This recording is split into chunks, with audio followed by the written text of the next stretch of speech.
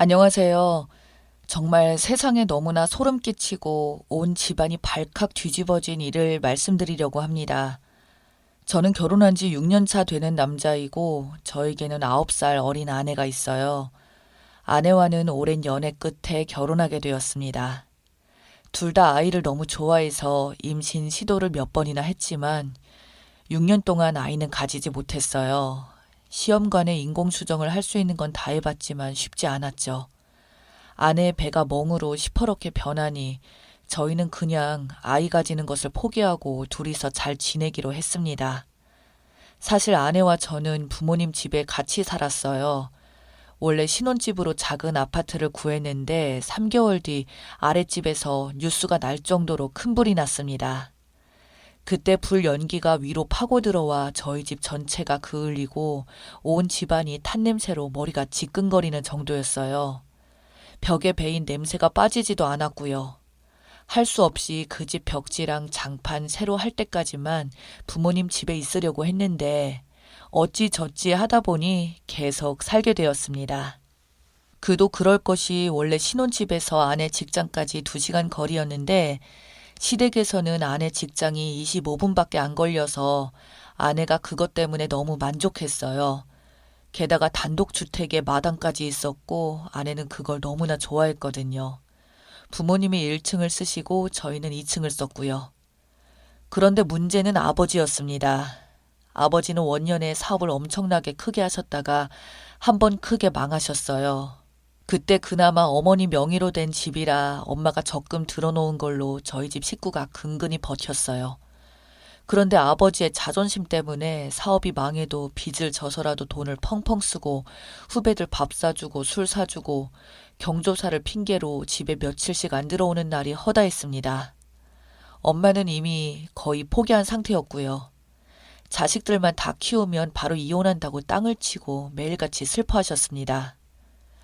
그러다 사건이 터졌어요. 저희 집 밑에 지하방이 있습니다.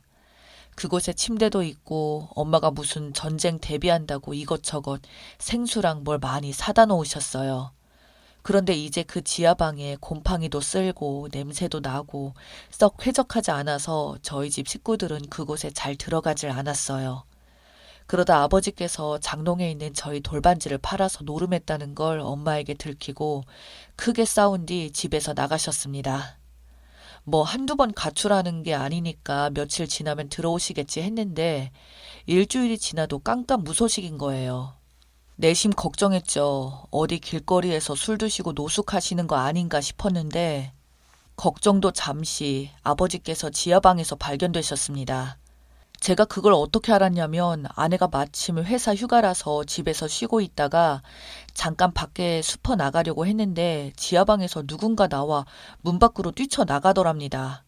아내는 화들짝 놀라서 누구야 하고 소리쳤대요. 그 여자는 그냥 도망갔고요. 도둑이 들었구나 싶어서 핸드폰을 들고 경찰서에 전화를 하며 지하방에 내려갔는데 그곳에서 충격적인 광경이 펼쳐진 거죠. 아버님께서 여자 2명과 함께 그동안 그곳에서 노숙 아닌 노숙을 하고 있었던 거였습니다.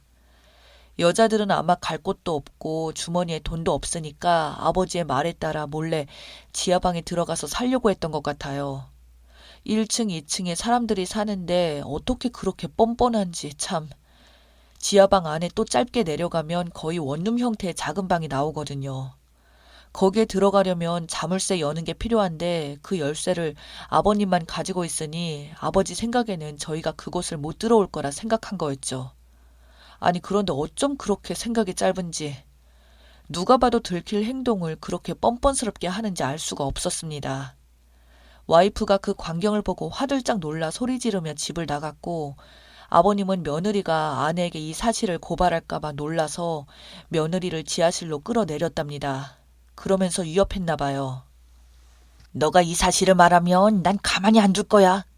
내 성질 알지 않느냐? 시아버지 성격 더러운 거 익히 알고 있으니 네 알아서 처신해라. 나는 오늘부로 지하방에서 나갈 테니까 너만 입 싹 닫고 쥐죽은들 있으면 아무도 몰라. 그렇지 않으면 네 시아비는 어두운 곳에서 일하는 후배를 데려다가 반드시 널 해코지 할 거다. 라며 뭔 말도 안 되는 협박을 며느리에게 했더군요. 그런데 제 와이프는 순진하고 너무 무서워서 그걸로 일주일 끙끙 앓은 거예요. 저에게 말도 못하고 얼굴 표정만 자꾸 굳어지고 엄청 두려웠겠죠. 그동안 시아버지가 저희 가족한테 보였던 행동과 정말 나이값 못하는 짓거리들이 오버랩되면서요. 그렇게 끙끙 앓다가 저희 가족이 아버지가 집에 안 들어오니 신고해야 하나 말아야 하나 고민하고 있을 때 결국 아내가 저와 엄마에게 이 사실을 털어놓은 겁니다. 엄마는 며느리에게 너무 미안하다고 부둥켜 안고 울었고 저도 화가 나 아버지를 정말 가만두기 싫었습니다. 아무리 내 아빠라도 이건 아니었고 사람이기를 포기한 것 같았어요.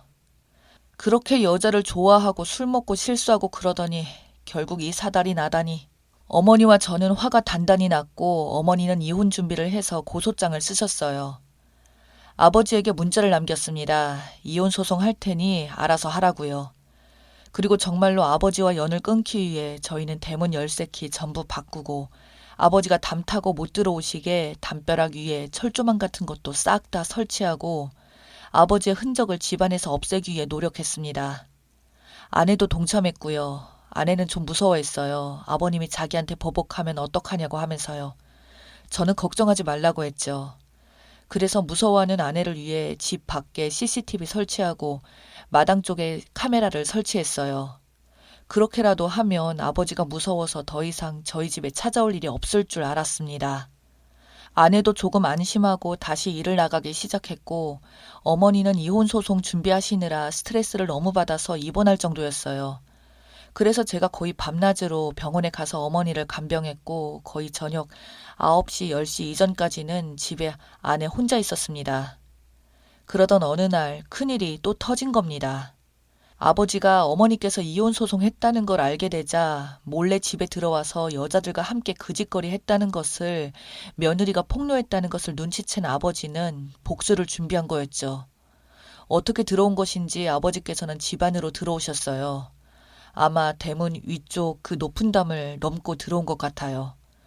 그 시간 와이프는 평화롭게 거실에서 TV를 보고 있었고 아버지가 그때 거실로 들어와 방심한 아내의 머리를 내려친 뒤 거의 기절 상태로 만들어 지하방으로 질질 끌고 간 거죠.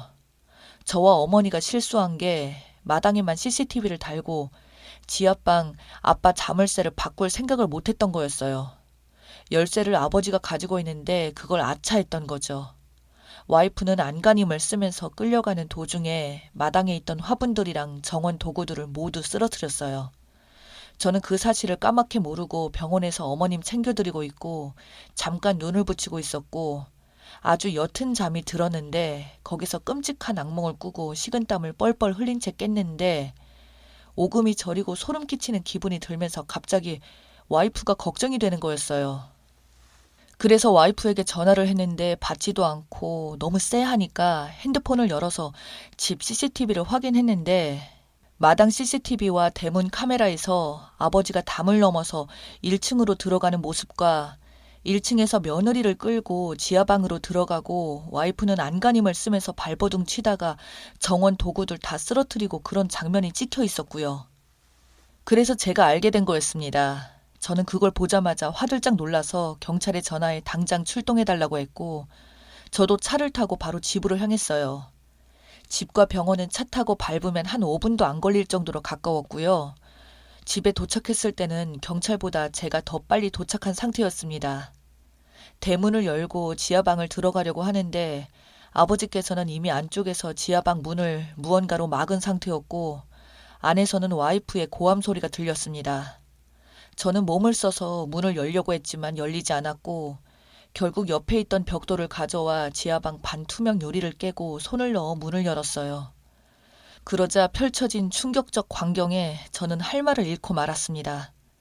아내는 밧줄로 결박되어 있었고 아버지께서는 술에 취하신 건지 지하방에 있던 물건들을 던지고 난장판을 피워놨네요. 아내는 제 얼굴을 보자마자 엉엉 울었고 저는 아버지에게 달려가 멱살을 잡았습니다. 아버지는 고함을 지르며 말하더라고요.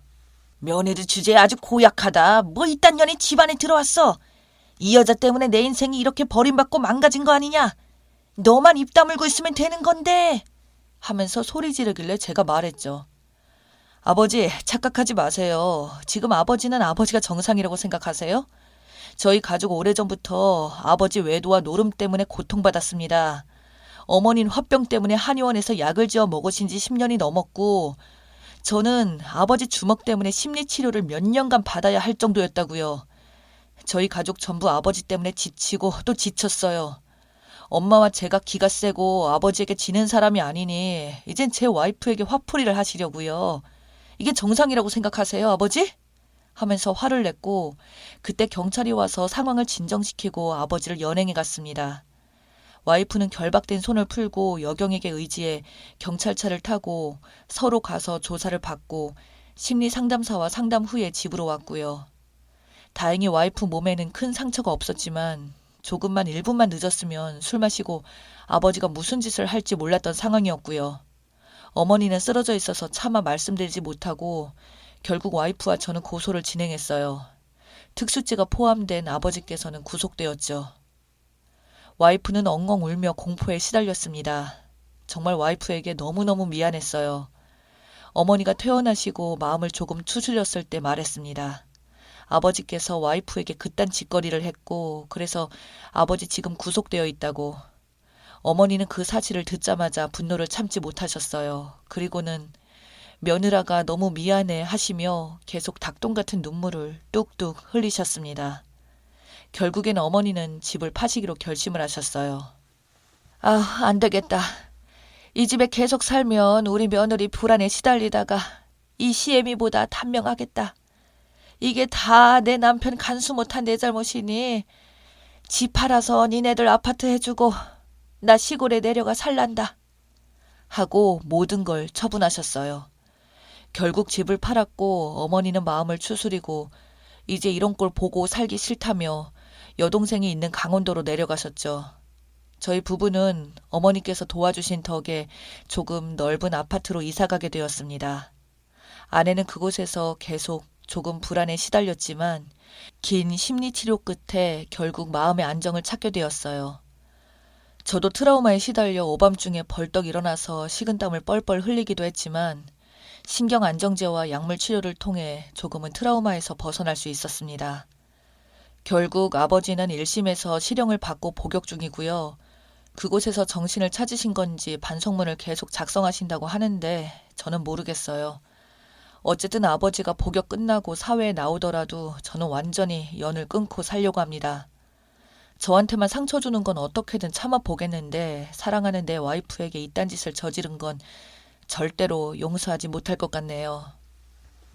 정말 외도하는 남자, 허세 있는 남자, 술 많이 마시는 남자는 절대로 만나지도 마시고 기피하세요. 저는 그런 사람을 아버지로 만나 평생을 시달리다가 결혼하고 나서도 와이프에게까지 피해를 주었네요. 이런 일은 저희에게서 끝났으면 좋겠습니다. 이딴 거 고치면서 살려고 하지 마시고 아예 그냥 연을 끊어버리고 살길 바랍니다.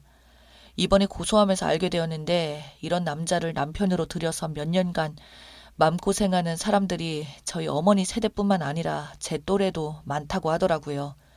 제발 그런 남자는 만나지도 마시고 상종도 하지 마시고 만나셨다면 미련 없이 떠나세요.